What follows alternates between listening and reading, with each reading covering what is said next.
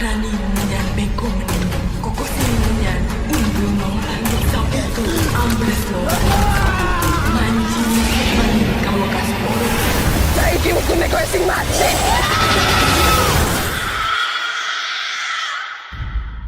कहानी की शुरुआत में एक महिला जिसका नाम सरप है उसे इंसानों पर काला जादू करने के लिए पकड़ा जाता है और उसे दंडित किया जाता है।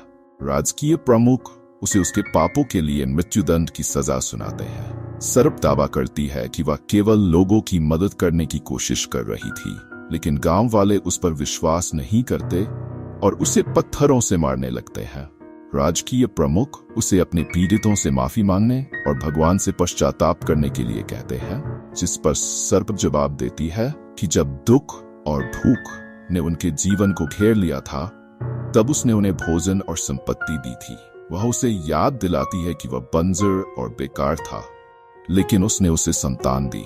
राजकीय प्रमुख जोर देते हैं कि अब उसके मरने का समय आ गया है, जिस पर सर्प उन्हें चेतावनी देती है कि अगर उन्होंने उसे जाने नहीं दिया तो वह उनकी सभी जानें जंगली जानवरों की तरह ले लेगी। जल्लाद उसका सिर काट देता है, लेकिन सभी के आश्चर्य से सरप जीवित रहती है। इसके बाद फिल्म वर्तमान में जाती है, जहां हम आलिन को वित्तीय समस्याओं से जूझते हुए देखते हैं। जब वह अपने घर की ओर चलती है तो अचानक उस पर कुछ लोग हमला करते हैं। उनमें से एक उसकी पिता के कर्ज का भुगतान करने की मांग करता है, जिस पर आलिन जोर देती है कि उनके बीच एक समझौता था और उसके पास अभी समय है। लेकिन वह आदमी जवाब देता है कि उसका बॉस अपना मन बदल चुका है और उसे आज रात ही कर्ज चुकाना होगा। हताश होकर आलिन पास की एक बोतल उठाती है, उसे आदमी की गर्दन पर रख देती है और 3 और दिनों की मोहलत की मांग करती है। आदमी गलती से अपनी गर्दन काट लेता है, खून बहने लगता है और वह चला जाता है, उसे 3 दिन का समय देकर। इसके बाद वह घर लौटती है, जहां वह अपने भाई बगास के साथ रहती है और अपनी वित्तीय समस्याओं के बावजूद वह उसे खुश रखने की पूरी कोशिश करती है। उस रात आलिन खुद को एक अजीब जगह पर पाती है, जहां उसे कोई उसका नाम पुकारते हुए सुनाई देता है। जब वह एक दीवार को छूती है तो अचानक उसके पिता दानवी रूप में प्रकट होते हैं और उसे अपने साथ आने के लिए कहते हैं।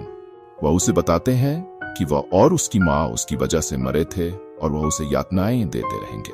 आलिन उसे धक्का देती है, लेकिन उसे डर लगता है जब वह अपने पिता के सिर पर एक बड़ा घाव देखती है, जिससे उनका मस्तिष्क बाहर आ रहा होता है। भूत फिर उसकी ओर मुड़ता है और कहता है, मर जाओ, जिससे आलिन आतंक में जाग जाती है। इसके बाद वह गनी के पास जाती है, जहां गनी का दोस्त फिटरा पहले से मौजूद होता है। वे एक घर को लूटने की योजना बनाते हैं, लेकिन फिटरा आलिन को पसंद नहीं करता क्योंकि उसने उनकी कुछ बातचीत रिकॉर्ड की है। वह उसे धमकी देती है कि अगर उसने उसे डकैती के लिए अपने साथ नहीं लिया तो वह उसे पुलिस को रिपोर्ट कर देगी। गनी हस्तक्षेप करता है और फिटरा को पीछे धकेलता है। फिर आलिन से कहता है कि वह उनके साथ नहीं जा सकती।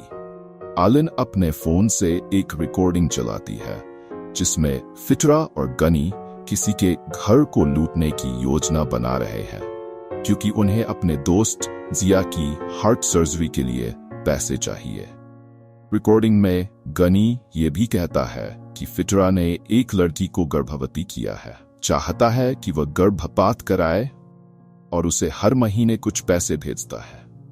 गनी जिया और आलिन का एक दूसरे से परिचय कराता है, लेकिन जिया आलिन को चेतावनी देती है कि फिटरा और गनी उसके लिए परिवार जैसे हैं, तो अगर उनके साथ कुछ हुआ तो इसके परिणाम होंगे। वे उनके साथ आ सकते थे। अगली सुबह वे उस घर तक पहुंचते हैं जिसे वे लूटने की योजना बना रहे होते हैं, लेकिन बाहर एक कार खड़ी देखकर चौंक जाते हैं। वे अपने दोस्त डैडी को फोन करते हैं और कार के बारे में बताते हैं। डैडी पुष्टि करता है कि घर खाली होना चाहिए और सुझाव देता है कि हो सकता है घर के लोग बिना कार के कहीं चले गए हों। वे सब रात का इंतजार करते हैं ताकि चोरी को अंजाम दे सकें। जिया कार में रहती है जबकि बाकी 3 अंदर जाते हैं, और जब वे फाक से कूद रहे होते तो हम एक ताबीज को वहां लटकते हुए देखते हैं। वे देखते हैं कि दरवाजा खुला है और घर में प्रवेश करते हैं।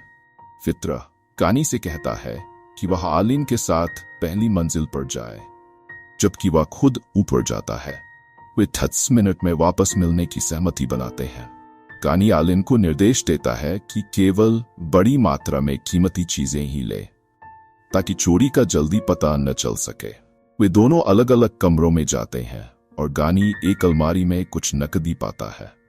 वह सारी नकदी ले लेता है, लेकिन जब वह आगे की खोज करता है तो उसका हाथ कुछ अजीब चीज को छूता है और वह हैरान हो जाता है जब उसे वहां एक कटी हुई सिर मिलता है जो अगले ही क्षण गायब हो जाता है।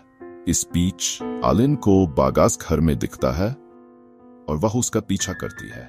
गानी बाहर आता है और आलिन को तहखाने की ओर जाते हुए देखता है और वह उसे बताती है कि उसने यहाँ बागास को देखा है। वह उसे बताता है कि यह असंभव है और यहाँ बहुत खराब गंध आ रही है, लेकिन आलिन आगे बढ़ जाती है।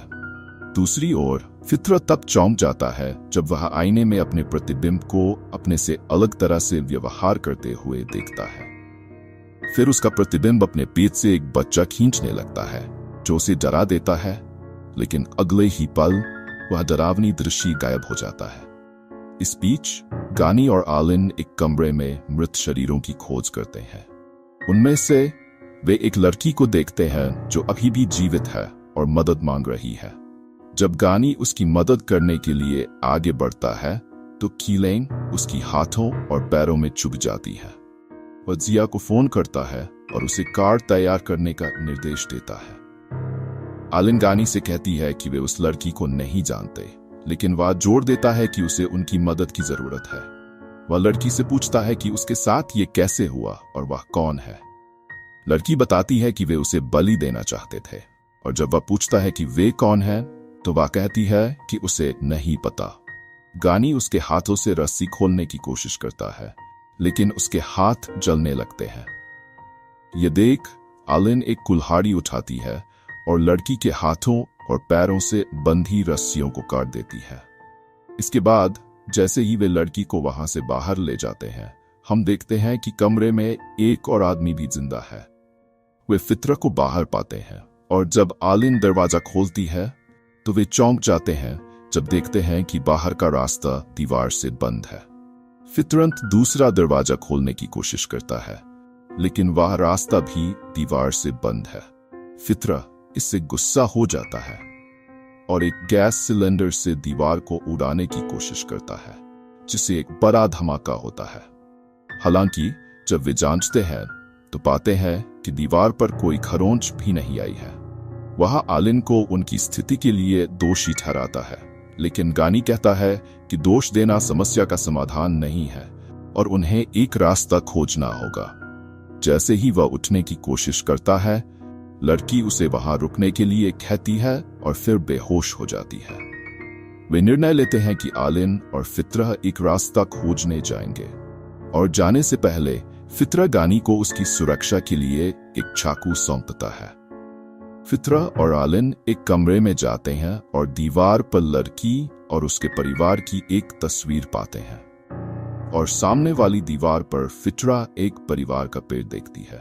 वे इससे सीखते हैं कि लड़की का नाम सुकमा पड़त्रिका है, जो शुक्रवार कलीवन के दिन पैदा हुई थी, और फित्रा बताती है कि सुकमा का वेतन उसी महिला से मेल खाता है जो चार्ट के शीर्ष पर है।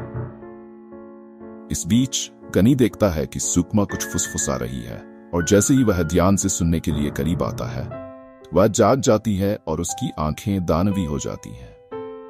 एक कीड़ा उसके मुंह से निकलकर गनी के कान में प्रवेश करता है। सुकमा कहती है, सभी मनुष्य मर जाएंगे, और गनी दर्द से तड़पने लगता है, लड़खड़ाता है, और अचानक उसे अपने दोस्तों की मृत लाशें दिखाई देती हैं। दूसरी ओर आलिन और फित्रा बागस को आलिन का नाम पुकारते हुए सुनते हैं और वह उसके पीछे दौड़ पड़ती है। गनी की चीख सुनकर फित्रा उसकी ओर दौड़ता है। हालांकि गनी फित्रा के बजाय सुकमा को देखता है और उससे पूछता है कि वह कौन है। फित्रा गनी के व्यवहार से भ्रमित है, और जब गनी सुकमा से पूछता है कि उसने उसके दोस्तों के साथ क्या किया, तो वह कहती है कि उसने सभी को मार दिया है और अब उसकी मृत्यु का समय है। फिर वह दोनों को अतीत में ले जाता है ताकि वे देख सकें कि यह सब कैसे शुरू हुआ। वह बताता है कि वे जावा द्वीप पर है और साराप सितारास्मी परत्रिका उस समय की सबसे शक्तिशाली शमानी थी। फिर वे देखते हैं कि साराप का सिर काटे जाने के बावजूद वह अभी भी जीवित है और उरिब बताता है कि वह परमेश्वर से अपनी शक्ति प्राप्त करती है ताकि वह खोदाम नामक एक अलौकिक इकाई का निर्माण कर सके।